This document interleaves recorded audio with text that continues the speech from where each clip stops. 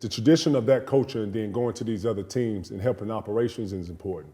I think a player like Joe Dumars, who played with countless All-Stars, has been with Grant Hill to Isaiah Thomas. He's won it. He's actually been through the bad boy stages, the Ben Wallaces, the Shees, the Chauncey's. So having a player like Zion Williamson, you can actually build something on him. Feel me? And I think we always say fresh air. If anybody could use Joe Dumars right now, I think it's the Pelicans and Zion Williamson. Just to have not only some fresh air, but some refreshing fresh air. You know what I'm saying? I think both of them are going to actually do some good things there. I think both organizations that they went to actually need what they bring. One thing that Dumars did say, he was non-committal about Zion's future with the team. Yeah, and then two, it comes down to if Zion wants to play. A lot of times when players miss a lot of games, I get it, it's medical staff and all that shit. Or but is he happy in New Orleans? Listen, I would love to hear from Willie Green, and I would love to hear from players, but when I watch body language, when you fall or when you come to the bench, Lord wasn't available. Willie Green couldn't even get potentially to really see if he could actually lead a good team, grow a young team. He didn't even have his superstar. You know what I'm Them saying? niggas quit, y'all. Let's just keep it 100. They quit, bro. They did. They quit, bro. Them niggas quit. You know, and that's why Joe Dumars is talking like that. Yeah, Zion, they did. I don't know where you at, my boy, but you got to lock in, bro. You got a chance to be something special. And I said this on the countless times, so now we're not nitpicking at nothing, man. We just seeing something that you can be, man. You can be great, bro. Tap in, bro. What I'm saying, these guys don't want to be coached hard. And what do you do? I'm saying Willie Green, he coaching them hard. He telling them how it is. I saw that from Mike Malone. He's coaching them hard. What's easy? What's easy, P? Name something easy. They don't like that no more. And it start at the grassroots. You say something to a kid that feel like it's not disrespect, but I'm coaching you. And I remember like how Doc used to get on some cats. And some players would get offended. And Doc will yell back, "Well, I'm just trying to coach you." You know, and I started seeing that, you know, on the way out. It was just like, damn, these young kids ain't feeling that type of coaching no more. And that's I don't like it.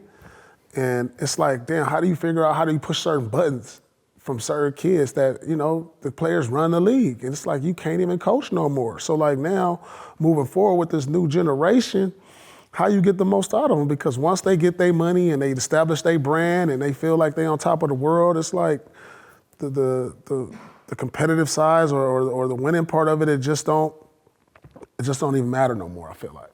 It's like I'm a brand and my image is this way and I run, you know, I'm popping. Like I don't see the competitive spirit no more of like, damn, it ain't no grit, no grind like we ain't seeing that in Memphis. We ain't seeing it in New Orleans. And this is our young future. I'm seeing it in Orlando though. I'm seeing it over there. They showing me some grit, but it ain't everywhere. You know what I'm saying? It just feels like all of that is being phased out. Think about it, like once our generation, remember they phased out all the enforcers. You remember that? So no more Oakley, Rick Mahorn, all of them. Mason, Ben Wallace, all them. They phased that out. Now I'm seeing the NBA phase out like the competitive spirit, it looked like. It's a business. It's content. It's content. It's access. It's getting to know him, personality. It ain't no drive no more. Like think of, like what players you seeing out there? Like damn, he'll run through a wall. Like right there, like you can know. And I'm talking about from the young superstars. Like they good, but it was a different level of competitiveness in our generation. It's like, yeah, they compete, but it don't just seem like, you know, it's a lot of jersey swapping after the game. You know, like you was never gonna do that. Like I was never doing that. Like we could be cool and everything, and it was never no let me pick you up off the ground after the game hug. It was like, damn, but that's what helped us keep our edge too. You know, and y'all can be friends and all that, that's cool, but it just feels like, oh man, y'all, like I'm salty after we lose. I don't feel like going up to you doing this after we lose. Like I just don't feel like doing that. Not right now. Let me go in the back and get over this. And it's just not there, dog. And that's why all these coaches is getting fired because of the attitude of these players not wanting to be coached. Well, I gotta say this, bro. The younger generation don't want no accountability. Exactly. And if you're gonna get better, We got to identify what you don't do well. Got to identify what your flaws I don't want to are. hear it.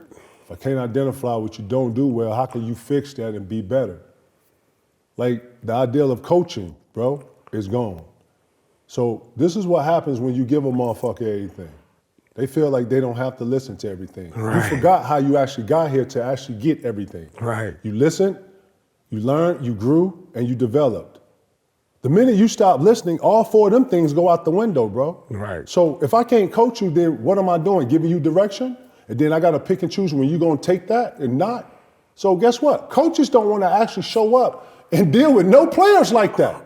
So guess what? Mike Malone is probably looking like, man, first off, the NBA feels like a daycare sometimes, bro, because you got to micromanage not only egos, but emotions.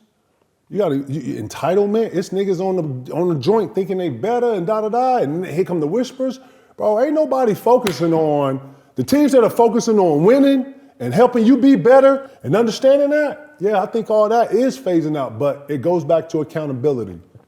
Nobody wants to be accountable that they bounced it off their leg and fucked it up. Nobody wants to be accountable to say, yeah, I didn't get back, I didn't crack back, I didn't block them out. Bro, that's all coaching is. And development is you understanding flaws, getting confidence with those flaws and bettering those things that you don't do well. Bro, if you can't take that direction, yeah, you don't need to be in here. Because this is a room full of development. This is a room full of absorbing knowledge for you to be better. If you don't come in here with that, why the fuck are you at practice? What, to come in here and joke with the guy? Ain't nobody in here joking. Niggas showed up on Easter to get ready for some real shit Monday. Bro, you can't come in here with anything other than that. Right. You're not me, it's the jungle, bro. And when we start clearing the jungle out and you could see and it was sun, guess what happened? Boy, nigga stressed out. Want to give me some sun now. Bro, it ain't no sun, guess what? Man, you layered up. I'm hoodied out. I'm in here. Shiesty. I'm on. I'm activated. Right. Bro, you give a nigga everything, bro, that nigga gonna fall back. Right. That's what I'm trying to say, bro. These kids are in the league. They didn't build this league. These kids ain't in no motherfucking wars and talking to the owners, and they're not in that exchange. The new lens, Lord, is a whole new lens. And we can't expect old lens shit to be into. I'm telling you, we got to digest what's going on today.